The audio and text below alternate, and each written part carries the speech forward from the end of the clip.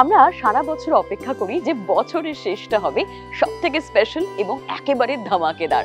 তার জন্যই আমরা অনেক কিছু সেভ করে রাখি, সময়, পয়সা, এনার্জি এবং অবশ্যই আমাদের বন্ধু বান্ধবদের সঙ্গে একটা বিশেষ কাটানোর মুহূর্ত অনেক দিনের জন্য আমাদের সঙ্গে প্ল্যান আপে থাকে। এই বছরের শেষটাও কিন্তু আপনার সেরকমই একটা কিছু হোক, এটাই আমরা চাই টিম জিও বাংলার পক্ষ থেকে। Hello and welcome. লাবণ্য চলে এসেছে আরো একবার জিও আড্ডা উইথ লাবণ্যর আরেকটা নতুন এপিসোড নিয়ে, শুধুমাত্র আপনাদের জন্য এই রবিবার ঠিক রাত 8টায়। And this episode is brought you by super power detergent powder. রং থাক, দাগ যাক। নিশ্চয়ই ভাবছেন আমার আজকের পর্বের অতিথি কারা কারা। একজন নয়, দুজন ভীষণ বিশেষ মানুষ, এবং তারা আসছেন বছরের শেষের সবচেয়ে প্রিয় একটা উপহার নিয়ে আপনাদের জন্য। ছবির নাম 5 নম্বর স্বপ্নময় লেন, এবং সেই ছবির আজকের একটা ডিরেক্টর ডুও থাকবেন আমার সঙ্গে জিও আড্ডা উইথ লাবণ্যর এপিসোডে। তাহলে চলুন আর দেরি কিসের, শুরু করা যাক। বছর শেষে বাঙালি ঠিক কি করে? হ্যাঁ, আমি জানি আপনারা অনেক প্ল্যান ছকে ফেলেছেন, ঘুরতে যাবেন, বেড়াতে যাবেন, খেতে যাবেন, পিকনিক করবেন, পার্টি করবেন, কিন্তু এই সব কিছুকে ছাপিয়েও আরো একটা ইম্পর্টেন্ট কাজ আছে। যখন অনেক দূরের মানুষজনেরা আপনার বাড়িতে আসবে, তাদের সবাইকে নিয়ে একটা সিনেমা দেখবেন। এই ব্যাপারটা আপনাদের বছরের শেষের 2 সপ্তাহ দারুণ ভালো করে দেবে, এটা আমার বিশ্বাস। তার কারণ আসছে 5 নম্বর স্বপ্নময় লেন। হ্যাঁ, আমাদের সবার প্রিয় মানসীদির আরো একটা নতুন ভেঞ্চার। তার প্রথম ছবি নিয়ে আমরা এখনো সেই যে ভাইবটা ছিল সেটা থেকে আমরা ওভারকাম করতে পারিনি। এখনো আমরা মানসীদি বলতেই মনে পড়ে হ্যাঁ সেই ছবিটা যেটা দেখে আমাদের সবার মন ভালো হয়ে গিয়েছিল। সেই মানসীদি আবার আসছে একটা নতুন ছবি নিয়ে, তাও আবার বছরের শেষের এই সময়টা যখন সবাই আমরা একেবারে ফেস্টিভ ভাইবে রয়েছি। তাহলে আর দেরি কিসের, আপনার ছবি দেখার প্ল্যানটা সপরিবারে নিশ্চয়ই করে ফেলবেন। কিন্তু সেই ছবিটা কেমন হয়েছে তার অজানা গল্প আজ আমরা সবাই মিলে শুনবো অপাদির কাছ থেকে এবং মানসীদির কাছ থেকে। দুজনে এতটাই ব্যস্ত আজকে আমার সঙ্গে জিও আড্ডা উইথ লাবণ্যয় পার্টিসিপেট করার আগে যে তারা লাঞ্চ করারও টাইম পায়নি, দেখেই বুঝতে পারছেন কি অবস্থা। কিন্তু আমি বলেছি যে না, আমাদের জিও আড্ডার টিমকে কিন্তু এই আড্ডাটা স্পেশালি উপহার দিতেই হবে এই উইকেন্ডে। কি তাই তো? কেমন আছো বলো তোমরা? ছবি রিলিজ করছে, হ্যাপি মুডে। তখন প্রথম রক ব্যান্ড শুনতে শুরু করেছি। তো একটি ব্যান্ড ছিল যে আর লোকাল আর্টিস্ট, প্রথমে স্টেজে এসেই বলতো আনন্দ। আমি সেরকম আনন্দে আছি, আনন্দ না, এই আনন্দটা কিসের? ছবি রিলিজের আনন্দ, লাঞ্চের মতো অবস্থা আছে যে শুটে লাঞ্চ ব্রেক হয় না। এটা বলে রাখতে হচ্ছে, যখনই ভাবছি 20 তারিখ ছবি রিলিজ হবে, বুকটা ডা ডা ডা ডা ডা করে উঠছে। এখনো পর্যন্ত। কিন্তু তোমার তো আমার মনে হয় তোমাদের দুজনের ক্ষেত্রে একই ব্যাপার বলবো, যে প্রথম ছবিটা পড়তে ওরা অন্য লেভেলের কনফিডেন্স থাকা উচিত। এখনো যে কোনো সিরিয়ালে ফার্স্ট শট দিতে গেলে হাত পা কাঁপে, হলে থার্ড বেলের সেকেন্ড বেল পড়লেই হয়ে গেল, সে শরীর খারাপ লাগে। আমি তো 2.5 বছর থেকে থিয়েটার করছি। আচ্ছা, না সেটা তো আছে, তাই আমার এখনো কোনো ভয় করে। আচ্ছা, এই যে তোমার পরিচালক সত্তার প্রি এবং পোস্ট যে জার্নিটা, সেটা বলো কেমন লাগছে তোমার? সেটা আমার কিছু, আরে দেখা, এইটাও কিন্তু একটা খুব অন্যতম সেরা দৃশ্য যে একজন অভিনেত্রী তার কোস্টারকেই বলুন বা তার পরিচালককেই বলুন, বন্ধুকেই বলুন, এতটা ভালোবাসা সত্যি দিতে পারে, যেখানে ইন্ডাস্ট্রিতে এমনি কেমিস্ট্রি বা ইকুয়েশন কোস্টারদের সঙ্গে বানানো, হ্যাঁ সবটাই বলে খুব মেকি আজকাল, সেই জায়গায় দাঁড়িয়ে এটা একটা বিরল দৃশ্যের মতন অনেকটা। আমার সম্পর্ক সেটা একেবারেই নয়, খুবই অনেস্ট রিলেশনশিপ ওর সঙ্গে আমার। আর তুমি যেটা বলছো প্রো পোস্ট, আমি কিছুই তফাৎ বুঝতে পারি না। আমি পাল্টাইনি, আমার টেনশন পাল্টায়নি, আমার ক্রিয়েটিভিটি পাল্টায়নি, শুভঙ্করের সঙ্গে আমার ঝগড়া পাল্টায়নি। শুভকে যেতে যেতে বলছিলাম, শুভ আমাকে কালকে ছাড়লো, ছবি যিনি প্রোডিউসার, হ্যাঁ আমি শুভকে বলছি, শুভ সত্যি সত্যি রিলিজ করবি? আমার কিন্তু খুব ঢিপ ঢিপ করছে। হ্যাঁ তুমি ছাড় দে। না, ও খুব কনফিডেন্ট, আমি দেখেছি ওকে। না, একটা মানুষ যখন প্রথম ছবি করছে ডেফিনেটলি তার সেই ব্যাপারটা তুমি যেটা বলছো যে ফিলিংসটা, যে টেনশনটা, যে প্যালপিটেশনটা, না ওই টেনশন আমার এখনো আছে। আমার মনে হয় আমি যেদিন শেষ ছবি বানাবো, যেটার পর আমি মারা যাব, সেটাই তো আমার শেষ ছবি। আরে একদিন না একদিন তো মরবো, তো তখন আমার একই অবস্থা থাকবে। না না, একদমই নয়। আমরা সবসময় বলবো যে আমি একজন আর্টিস্ট হিসেবে যেটুকু কাজই করি না কেন, সবসময় হয় কি সিনিয়র একটা জায়গা থাকে যাদের দেখে বা যাদের কোনো কাজ থেকে আমরা সবসময় কিছু শেখার বা কিছু মোটিভেশন পাওয়ার একটা চেষ্টা করি। তোমার কাছ থেকেও মানে অভিনেত্রী হিসেবে বলো, কণ্ঠশিল্পী হিসেবে বলো, যেহেতু আমি নিজে একজন আরজে, আমি আর্টিস্ট হিসেবে কাজ করি, আমি ডাবিং করি বা বিজ্ঞাপনের কাজ করি, সেই জায়গা থেকে দাঁড়িয়ে প্রতি মুহূর্তে আর মানুষের দিয়ে এটা করে গেছে, মানুষের দিয়ে এটা করে, এমনও হয়েছে কোনো স্টুডিওতে গিয়ে তুমি একটা কাজ শেষ করে গেছো, আরে শোনো এটা নতুন মানুষের কাজ, সেটা রয়ে গেছে তখনও মানে সিস্টেমে, সেটা শুনছি, এরকম একটা ব্যাপার, সেটা একটা ইন্সপায়ার করে প্রতি মুহূর্তে। তোমারও নিশ্চয়ই মানে পরিচালক হওয়ার আগে এমন কিছু একটা ছিল যেটা তোমাকে ইন্সপায়ার করেছে? আমি আসলে পরিচালক হওয়ার কথা ভাবিনি তো কোনোদিন। ও, নাথিং ওয়াজ প্ল্যান। নাথিং ওয়াজ প্ল্যান্ড, তা ঘটে গেছে। এবং আমার মায়ের খুব ইচ্ছে ছিল যে আমি পরিচালনায় আসি। মা কন্টিনিউয়াসলি, কিন্তু এত ছোট থেকে থিয়েটার করা বা থিয়েটারে পরিচালনার কাজ করেছে অনেক আগে, কিন্তু থিয়েটার ক্যামেরা এক নয়। হ্যাঁ, না না না, অত সহজ নয়, কারণ থিয়েটারে তোমার নিজেকে শুধরে নেওয়ার জায়গা থাকবে। এই সই গোলমাল হলো, পরের সই শুধরে নিলাম, ক্যামেরা একবার অন মানে অন।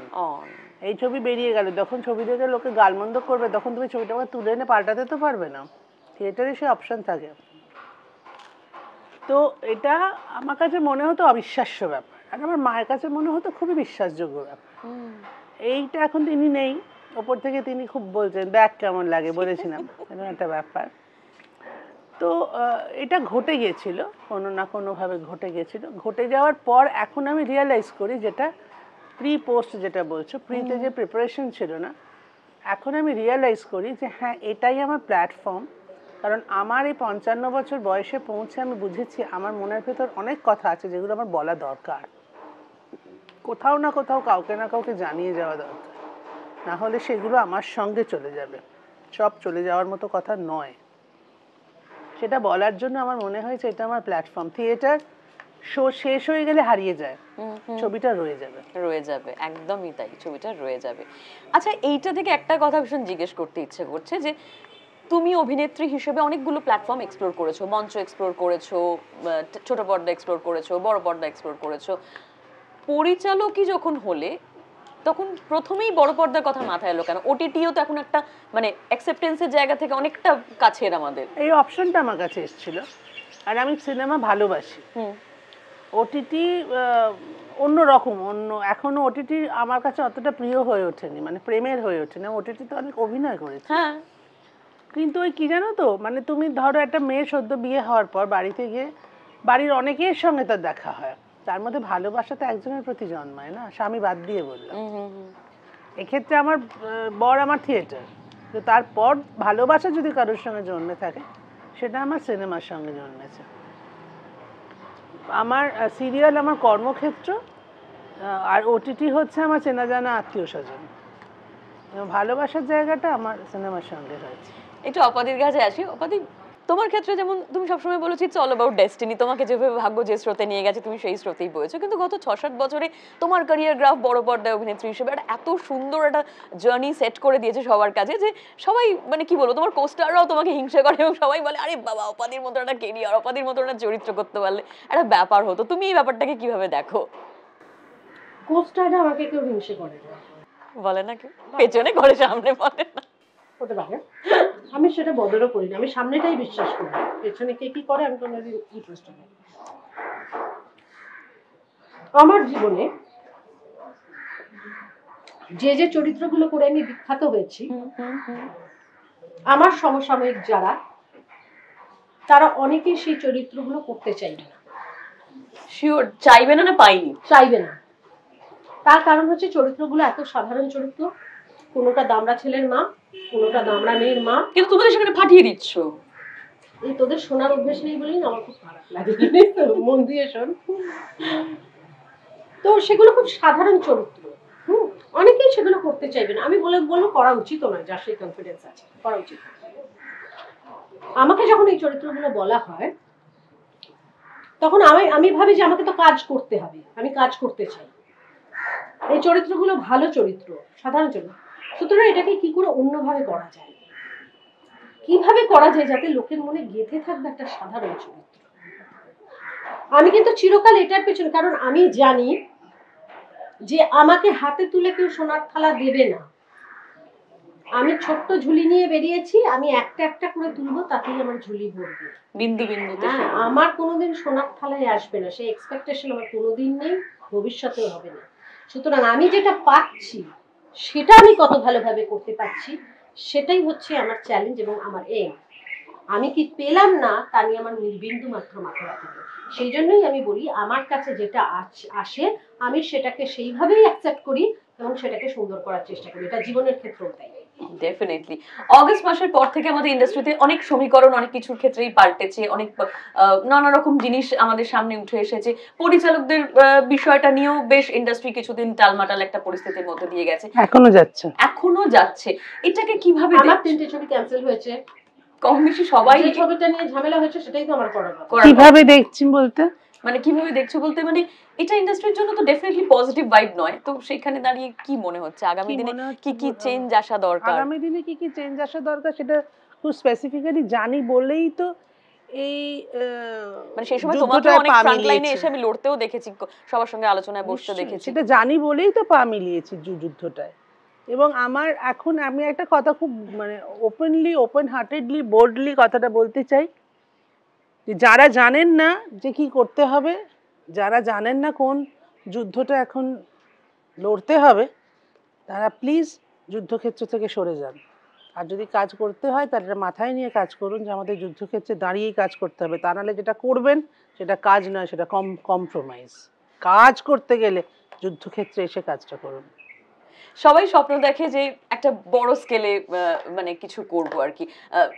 তোমার পরিচালক সত্তার একটা প্রথম এক্সাম্পল সবার কাছে সত্যি একটা বার্নিং এক্সাম্পল সেট করেছো তুমি, যে হ্যাঁ এরকম একটা সাধারণ গল্পকে অসাধারণভাবে প্রেজেন্ট করা যায়। হ্যাঁ আমরা শুভঙ্কর, হ্যাঁ একদম। এবং অপাদি তো বটেই, ডেফিনেটলি অপাদি যেটা কথাতেই বুঝিয়ে দিল যে খুব সাধারণ চরিত্র অপাদির কাছে এলে সেটা অসাধারণ হয়েই বেরোবে, তার আউটপুটটা অপাদি সেইভাবেই ট্রিট করে। সেই জায়গায় দাঁড়িয়ে পরিচালক হিসেবে তোমাকে কি শুধুই বাংলা ইন্ডাস্ট্রিতে দেখবো নাকি ন্যাশনালে যাওয়ার কিছু ভাবনা চিন্তা করছো? আগে বাংলাটা সামলে উঠি।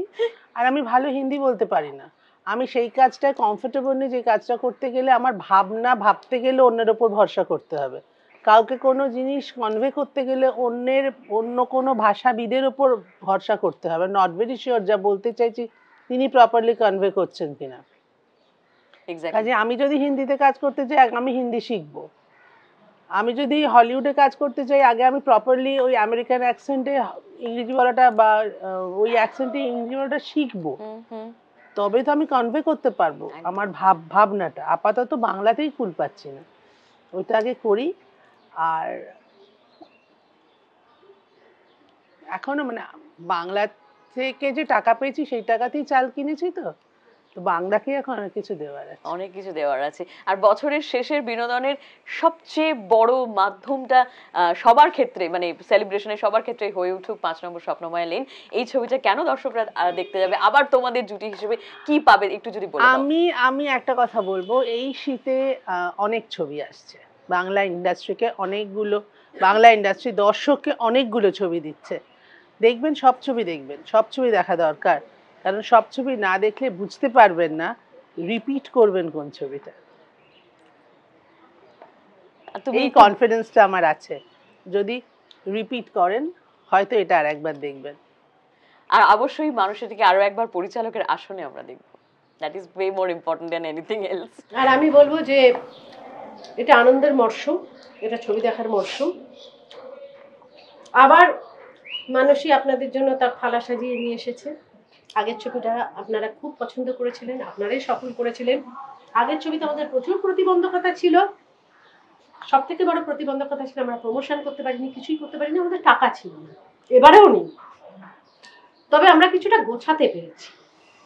তো সেইখান থেকে এই ছবিটা বানানো হয়েছে, আপনারা দেখবেন এবং সবাই মিলে হলে এসে ছবিটা দেখবেন, কারণ সিনেমা বানানো হয় হলে এসে দেখার জন্য। এবং আমি মনে করি এই ছবি আপনাদের নিরাশ করবে না, আপনারা সবাই। তাহলে বছরের শেষটায় সবার সঙ্গে একটা দারুণ সময় কি করে কাটবে আপনার, এটা নিয়ে কিন্তু আর কোনো বাহানাবাজি চলবে না। একটা দারুণ ছবি রিলিজ করে গেছে, সেইটা কিন্তু অবশ্যই দেখতে হবে।